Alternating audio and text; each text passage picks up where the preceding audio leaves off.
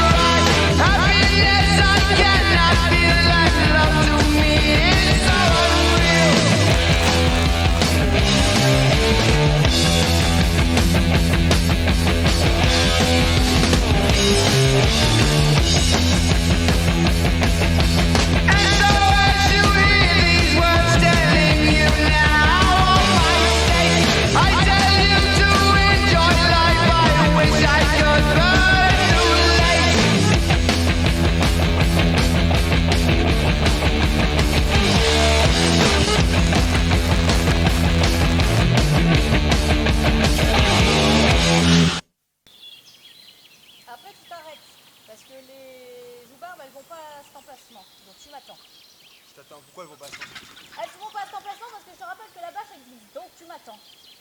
C'est pénible, travailler avec toi, ça prend 3 heures pour placer les 4 plantes là, et après il faut attendre encore. Putain! Mais va faire autre chose. C'est pas moi qui ai besoin de toi, hein. C'est toi qui as besoin de moi, Alexis. Je crois pas, non? Si. Non. Tiens, le gars qui est incapable de travailler tout seul. Là, tu veux m'embrasser, tu vas fermer ta gueule. Non, je veux pas t'embrasser. Ah si. Putain.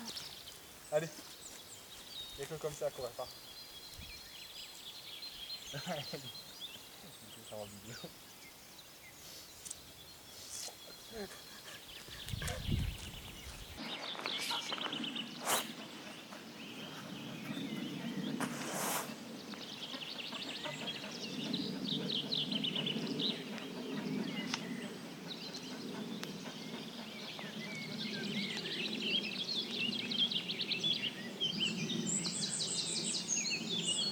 Et un peu long ce travelling là. Et c'est pour pas les faire vomir. Salut mes petits lapins, bon j'espère que vous allez très bien. Alors Black Sabbath, ça donne quoi? C'est bon hein? Putain, ça c'est bon. C'était à l'époque où on faisait encore de la musique, tu vois. Maître Gims n'était pas né et c'était pas plus mal. Bon, mes petits lapins, je commence. Faut qu'il casse ses couilles, hein. C'est affreux. Hein. Il y a une poule qui a pas neuf. Putain, mais et tu vois, t'as pas de voisins, t'as des volailles, c'est pareil. Hein. Bon, je voulais profiter de cette petite pluie qui a rendu la nature magnifique, parce que là, tu vois, pour moi, c'est la première vraie petite pluie de printemps. Tu vois, c'est celle qui arrive comme ça et puis qui met la nature en émoi. Tu vois, un peu comme un puceau devant un film érotique. Pareil, bam, la nature, bam, ça la bande. Non, mais regarde, tu vois, c'est bien vert, là, tu vois, ça l'encourage vraiment à pousser, c'est vraiment ce qu'il faut, quoi. Et là, pour moi, c'est les plus belles journées de l'année, quoi. C'est vraiment voilà, quand la nature reprend son énergie, sa vitalité, là, et qu'on la nique avec des bâches. Je déconne. Bon, petite annonce. Samedi, comme à l'accoutumée, nous allons faire un live, samedi soir à 20h30, comme d'habitude. Et donc j'ai des difficultés à avoir un peu des invités parfois. J'ai certaines personnes qui sont pas très à l'aise avec les lives, donc qui déclinent. Par exemple, donc, alors c'est pas pour leur jeter la pierre, hein, c'est juste que ça leur plaît pas. Donc j'avais très envie de faire un live avec les ateliers du hameau ou avec les Jérôme, mais ce sont des gens qui trouvent le format live, enfin, ça leur plaît pas. C'est soit trop brouillon, soit ils n'ont pas envie de s'exposer en direct comme ça, donc moi je comprends tout à fait, mais bon, je suis un peu déçu parce que c'est vraiment les meilleurs finalement qui sont les plus discrets, alors qu'il faudrait que ce soit l'inverse, quoi. Il faudrait que ce soit les meilleurs qui ouvrent leur gueule un peu comme je le fais, quoi. Donc voilà. Parce que tu te prends pour le meilleur, toi. Ah non, non, que les meilleurs ouvrent leur gueule comme moi, mais non, moi je me prétends pas du tout être le meilleur. C'est un commentaire que t'allais recevoir. Ouais, c'est un commentaire que j'aurais reçu. Enfin bref, mais bon, passons. Mais samedi, là, j'ai un invité d'exception. D'exception, il va rougir si je dis ça, le pauvre, on va déjà lui mettre la pression. Mais ça sera Todd Bald qui va nous rejoindre samedi à 20h30. Et je vous mets donc les liens de sa chaîne en description, comme ça vous allez savoir de quoi il retourne.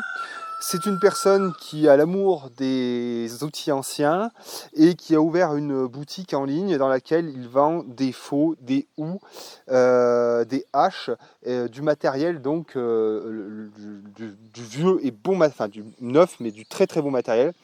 Et dans ces vidéos, il indique donc, enfin c'est des vidéos qui sont très belles d'ailleurs, très silencieuses, et il montre donc comment entretenir ces outils et comment les utiliser, puisqu'il y a toute une technique à développer, toute une gestuelle, et il a aussi toute une philosophie vis-à-vis de l'utilisation de ces vieux outils dans notre monde actuel, notre monde moderne.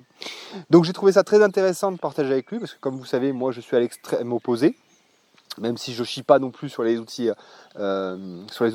anciens, vous voyez que j'ai une utilisation des outils modernes qui est soutenue. Et j'aime beaucoup, voilà, j'ai très envie d'échanger avec lui. Ce sera le cas donc samedi à 20h30. Donc, je vous invite à nous rejoindre. Et vous pourrez poser vos questions, échanger avec nous par l'intermédiaire du chat. Enfin, vous avez l'habitude maintenant, donc n'hésitez pas à nous rejoindre. C'était un peu long, mais voilà. Autrement, sinon j'avais envie de te montrer un petit peu ce qu'on avait fait. Rien de grandiose jusque-là, juste sachez que je lis les commentaires, ça vous commencez à le savoir, je le dis à chaque fois, mais je lis vos commentaires. J'y réponds de moins en moins parce que franchement, je vous le dis, j'ai juste la flemme. Quand je le fais, c'est vraiment lapidaire parce que j'ai plus envie de prendre le temps de rédiger tout ça, mais c'est pas pour autant que voilà, que j'ai pas de respect pour vous, hein, voilà. Donc, beaucoup me disaient que c'était dommage d'avoir autant débroussaillé finalement cet endroit et que les chèvres en auraient été satisfaites. Alors, ce que j'ai fait pour ménager la chèvre à le chou, justement, c'est... Putain, je suis bon, hein, putain. Bon, alors là, je suis digne de Laurent Ruquier, là, presque. Hein. C'est pour dire à quel point je suis mauvais. Bref, donc, on a laissé quelques noisetiers. Les noisetiers qui étaient à l'intérieur du parc, on les a conservés. J'ai bien évidemment supprimé ceux qui étaient au plus près de la clôture pour ne pas être emmerdé lors de sa pause et pour l'entretenir. Mais j'ai conservé les noisetiers. J'en ai ensuite discuté avec Roland pour savoir un petit peu ce qu'il en pensait. Et en fait, on en a conclu que vraiment l'idéal, c'est quand même d'avoir une prairie fourragère. Donc un mélange qui soit vraiment destiné aux chèvres et qui va leur donner à manger sur une plus longue période que ne le feraient des broussailles ou des arbustes.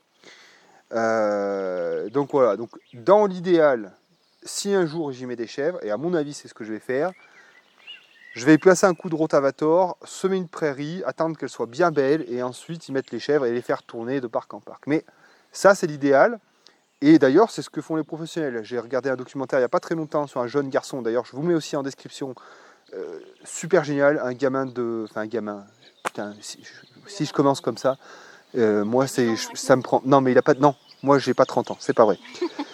Un jeune qui s'est lancé dans l'élevage de chèvres avec une quinzaine de chèvres, ça avec très peu de moyens, je vous mets ça en description, et il a forcément fait de la prairie fourragère.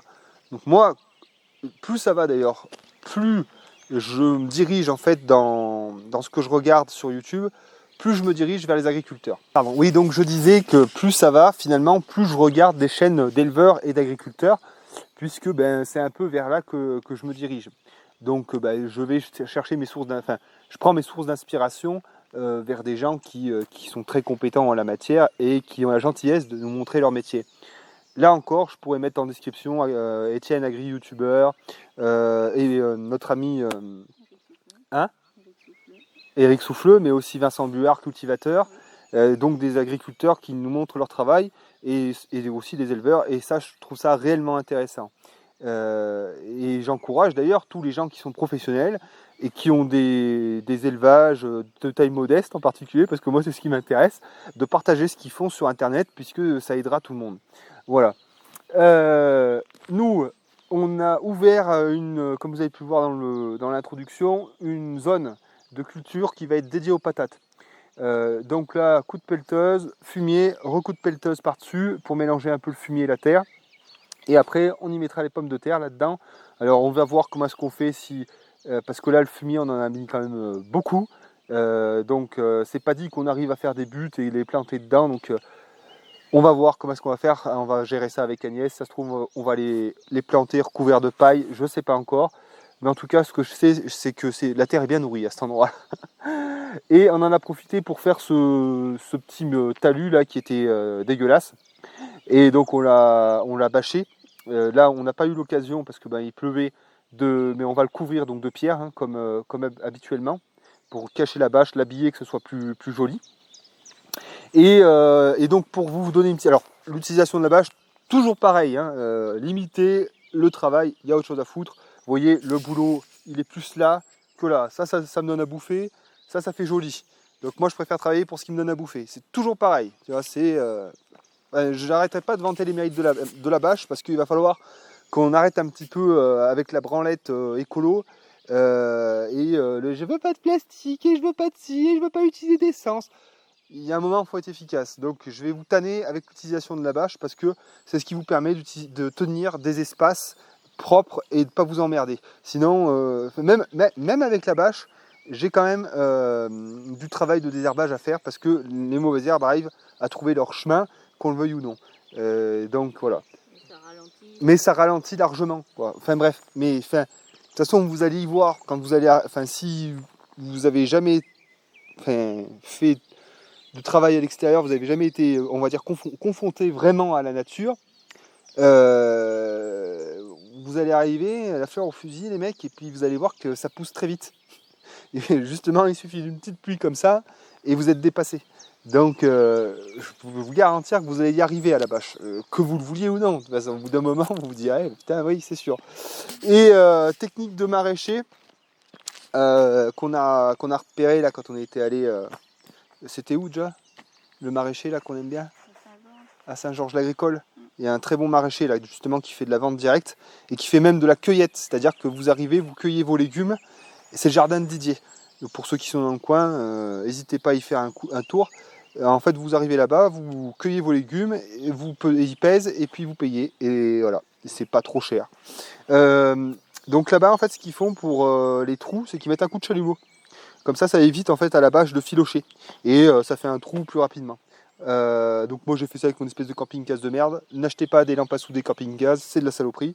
Mais voilà, donc là on fait un trou au chalumeau et puis après on balance ça dedans. Et ça va pas mal. Alors oui, ça utilise du gaz, mais ça va plus vite et puis comme je vous dis, ça filoche pas. Et par contre, quand on a des grosses étendues, comme eux ils ont, elle disait que le fait que ce soit brûlé, le brûlé, en fait, il grattait un peu les mains. Et qu'à force, ça blessait un petit peu les mains. Mais bon, ça c'est quand tu as des milliers de fraisiers à perte de vue. Nous, ce ne sera pas le cas. Oui, voilà. Non, mais c'est pour dire aux gens qui... voilà. Je sais pas, peut-être qu'il y a des maraîchers qui nous regardent, j'en sais rien. Peut-être qu'on aurait cet orgueil de dire on est suivi par des maraîchers. Bon, voilà pour cette zone. Donc il nous reste à y habiller de pierre. Et puis ce sera tout. Demain j'ai un camion de 19 tonnes de pouzzolane qui arrive. Donc j'avais déjà, je ne sais pas si je l'avais mis en vidéo, mais tout le concassé là qu'on a, enfin pas le concassé, mais le basalte en gros, ben celui-là là. Ce basalte là, j'en avais fait venir 19 tonnes sur cette zone. Et donc là, je fais venir 19 tonnes de pouzzolane. Donc pourquoi je prends autant de quantité? Parce que au final, ça devient moins cher et puis qu'on s'en sert toujours.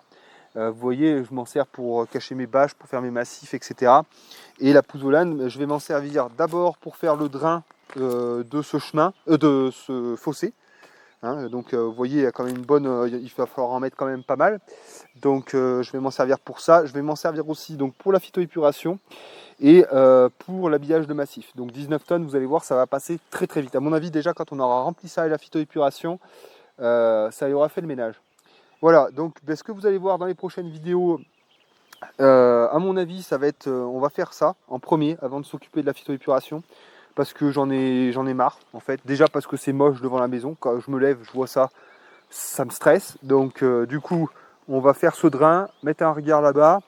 Et puis on va tout y aplanir. On fera peut-être venir un camion de concassé pour que ce soit à l'état de parking. Et enfin bon, on va se charger de cet espace, que ce soit tout nickel. Et puis après, on s'attaquera à la phytoépuration. Voilà, donc prochaine vidéo, à mon avis, ça va être ça. Il y aura aussi la... Enfin bon, vous verrez, de toute façon, je ne sais pas pourquoi je vous parle, je ferais mieux de vous montrer, ça serait plus court. Voilà, bon, écoutez, on se donne rendez-vous pour samedi. N'oubliez pas aussi, je vais le dire plus souvent, de vous abonner, de mettre la cloche pour recevoir donc une notification quand la vidéo sort, ça c'est important, sinon en fait YouTube nous zappe et on finit dans les fonds de Carlito et je sais pas quoi, McFly et Carlito, enfin voilà, enfin bon bref. En fait, comment vous dire, si vous voulez que je vais pas arriver à trouver mes mots, c'est vous en fait qui faites ce qu'est YouTube. C'est-à-dire que si vous encouragez des branques ou des mongols, à la fin YouTube ça devient un truc de branques et de mongols. Donc encouragez les chaînes qui vous intéressent, qui ont vraiment de l'intérêt, et pour ça, il faut faire ça, il faut s'abonner, il faut mettre de la notif, il faut partager, il faut faire ces choses-là. Et c'est vous qu'en fait qui faites la plateforme qui est YouTube. C'est aussi con que ça. Voilà, donc encouragez ceux qui valent vraiment le coup d'être encouragés. Et les autres, n'hésitez pas à leur chier à la gueule, c'est le mieux qu'on puisse faire. Voilà, allez, bisous mes petits lapins.